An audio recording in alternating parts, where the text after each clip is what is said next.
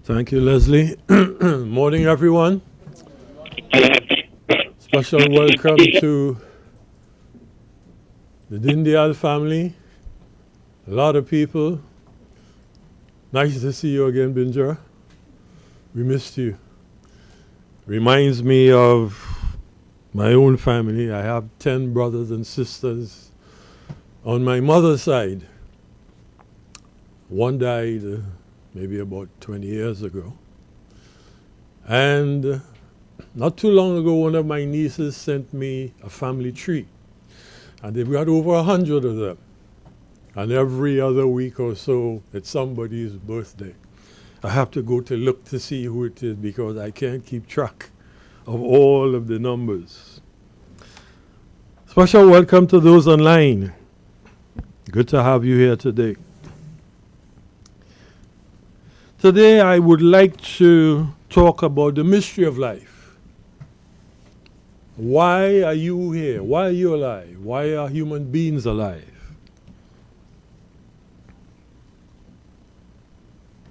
Now, we are born, we grow up, we go to school, we learn skills or we acquire knowledge that will enable us to earn a living, as we say, in a profession. Or we decide to engage in some kind of entrepreneurial activity, make a lot of money, then we get married, build a home, have a family, raise children, and have them repeat what we did. We may decide to get into politics, maybe, become more socially recognized. But then we grow old and then we die. And we can look around at anyone we know or from any country. And this is the pattern that we will see. So question, is that all that there is to life? Well, today we want to take a brief look at the mystery of life. What is this all about? Is there a reason why human beings are alive? So we take a look to see if there is more than outlined earlier and how that understanding can impact our lives. Now we have in the book of Genesis, chapter 1, it's recorded in verse 26 and 27. It said that God said, "Let us make man." Note the word us, meaning more than one. So God is not just one person. It said, "Let us make man in our image, after our likeness." These, and let them have dominion over the fish and the birds, etc., the animal life. And these also give a hint of a future, a destiny that God had planned for human beings. And then you may know, in the book of John, it says, "In the beginning was the Word, and the Word was with God, and the Word was God." Verses 1 and 2.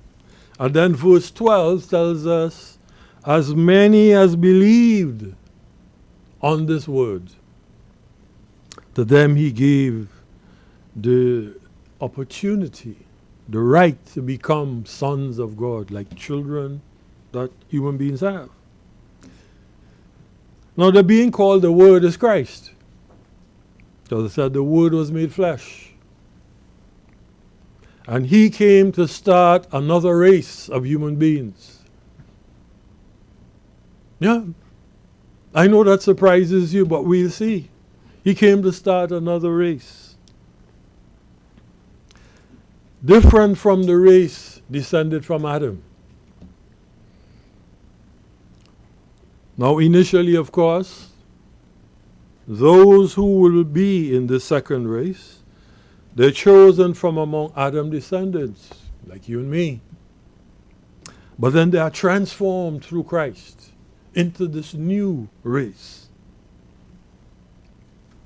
If you have a Bible, let's go to 1 Corinthians chapter 15 and see where Paul spells that out in detail. 1 Corinthians chapter 15, and he says, elaborate explanation of that plan. He says there's a natural body, meaning like you and I are flesh and blood, and there's a spiritual body. The natural body is what we get from Adam, from the first man, that the Bible said was made from the dust of the ground, not like dust we sweep out from your homes, but the elements in the soil, the copper, the zinc, the sodium, the calcium, the iron that we have in our blood, all these elements that we need to have for our bodies. We don't have zinc, we get sick. That is what God calls dust. Adam was made from that. But then Paul mentions another Adam, meaning the one from whom the spiritual beings will descend, just as all natural human beings, the natural man descended from Adam. And we have in 1 Corinthians 15. If you don't believe me, read it yourself. Verse 45. Verse 44. It says, it is sown a natural body, it is raised a spiritual body. There's a natural body, and there's a spiritual body. And so it is written, verse 45, the first man, the first human being, the first fleshly body was Adam, that God made in Genesis. And he was made a living soul. And the last Adam, or the second Adam, was made a quickening spirit. The second Adam he's referring to is Christ. He explains the first man was of the earth, and the second man is the Lord from heaven. 1 Corinthians 15, and let's drop down to verse 47. He said the first man is of the earth, the one who was made of the dust of the ground. The second man is the Lord from heaven, meaning Christ. And he explains further, in the same way that human beings inherited all the abilities and qualities of Adam, or the man of dust as he put it, along with his general appearance, the same thing will happen in the case of the heavenly man or the spiritual man. And he leaves no doubt as to what he is saying when he adds in verse 49, and as we have borne the image of the earthy, we look like human beings, we are flesh and blood. Inasmuch as we have borne that image, we shall also bear the image of the heavenly. Another race descended from the heavenly man, Christ. And Christ doesn't look like us as a heavenly being. He's a scary being to look at. Face shines like the sun, they say. Eyes like fire. Body is multicolored. His feet look like, his legs look like you have metal burning, copper burning in a furnace. The back of him looks like sapphire. That is what you're going to look like one day. When you've descended from this being, it doesn't happen while we live this life. It happens when he returns, that change will then come about. But all in this life, once you have accepted Christ, that is what will take place. You'll be now prepared for that second phase. And so what will happen? It says, in other words, we will become divine beings just as Christ is divine. Because we're now going to be descended from the heavenly man, from the spiritual man. And what happens after that? Well, we become immortal children of God. And we inherit the entire universe. Don't believe me? Here's what it says in the book of Romans, chapter 8. Verse 16, it says, the Spirit bears witness with our spirit that we are the children of God. And if we are the children of God, here's this. Then heirs of God, and joint heirs with Christ, if so be that we suffer with him, that we should be glorified together.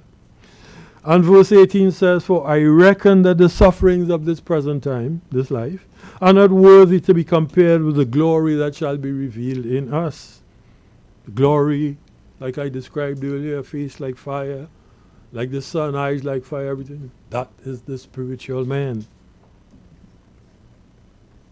For the earnest expectation of the creation waits for the manifestations of the children or the sons of God.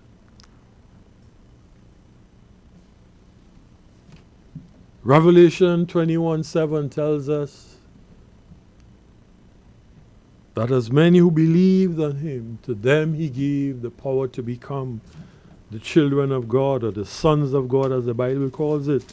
Because at that time there's literally no distinction between males and females. Nothing that men have or males have, females will lack in terms of the abilities and the power and the authority that will be granted. 21:7 it says, he who overcomes will inherit all things. Like I said, the entire universe. And I will be his God, and he shall be my son. She will be my daughter. Ladies, let me not let you feel badly. 2 Corinthians chapter 6 puts it in a more contemporary context. It being politically correct, as we say. 2 Corinthians chapter 6, verse 17. It says, therefore, come out from among them, speaking to them, come out of the worldliness, and be separate, because you're going to be a different being. You're a different species now, saith the Lord, and don't touch the unclean thing, and I will receive you. And note, verse 17, I will be a father unto you, and you shall be my sons and daughters, said the Lord Almighty. And that, ladies and gentlemen, that, brethren, is why we have human beings. Because God is creating this different race of beings who are going to be exactly like him. So he plans to create more children in Christ, like Christ, and then have them rule over the entire universe along with Christ. That's the most amazing story I have ever heard, and I think that perhaps you too would ever have heard. That is the reason why human beings are alive.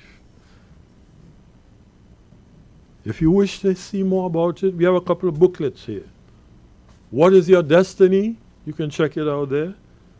And why were you born? That gives you this in detail so you could go home and read it. But that is why human beings are alive. This is what Sylvan believed in his last few years of life, which is why he was positive. He wasn't terribly disappointed. That is why he was positive, because he knows this is going to happen one day. And he looked forward to that. And this knowledge is now something available to you that could help you for the rest of your life, if you believe it. Likewise, see what he came to see and what the Bible is promising us. Because this, in a nutshell, is the mystery of life. And I think there is no greater mystery than this. This is the most exciting thing I think we'll ever hear in our lives. And I just want to leave that with you today.